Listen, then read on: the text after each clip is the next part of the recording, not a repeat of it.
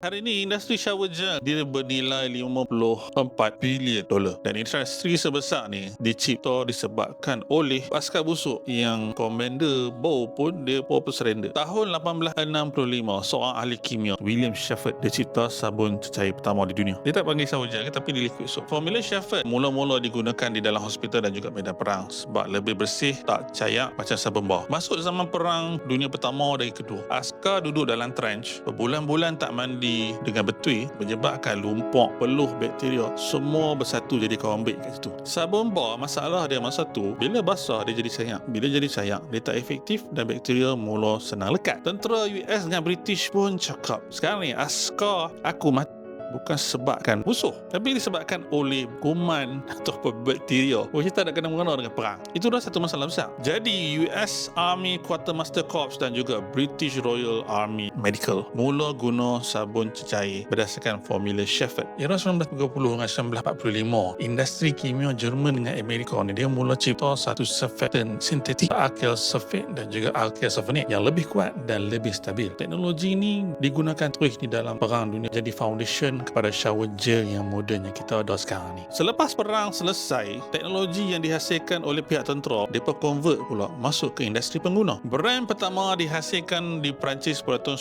1950 which is dipanggil gel douche pertama dunia. Lepas tu US pula keluarkan shower gel di pertama pada tahun 1951. Dia menjadi brand liquid body soap terkenal di dunia sekarang. Dan dari situ hang boleh nampak industri shower gel berkembang menjadi 54 bilion seperti sekarang. Dan bila makin banyak brand, hang boleh nampak bukan setakat bau sedap, dia nak kulit lembap, dia nak ada feeling yang menarik. Pengalaman berbeza bila menggunakan shower gel. Kalau dulu tentera perlukan sabun untuk survival, hari ini kita perlukan shower gel untuk survival dengan teras kehidupan yang sangat-sangat hektik. Sebab tu Al-Haddad shower gel menggunakan formula yang premium. Kita ada bead spa. Tiap shower gel kita rasa macam mandi spa mewah di rumah. Al-Haddad sendiri mencipta 3 variant shower gel. Aura Bidara focusing kepada antibakteria, kurangkan bau badan, mudah untuk kulit sensitif. Kedua adalah Aura Bunga, fungsi dia untuk segarkan mood, naikkan energi dan juga terapi dengan bau yang lembut. Dan last sekali Aura Oud, dia memang memberi relaxation yang tahap premium, haruman tahan lama, antioksidan dan juga hydration. Al-Haddad shower gel 3 variant, 3 aura dan 3 pengalaman yang berbeza. Upgrade mandi hang, upgrade mood hang. Link di bio untuk membeli.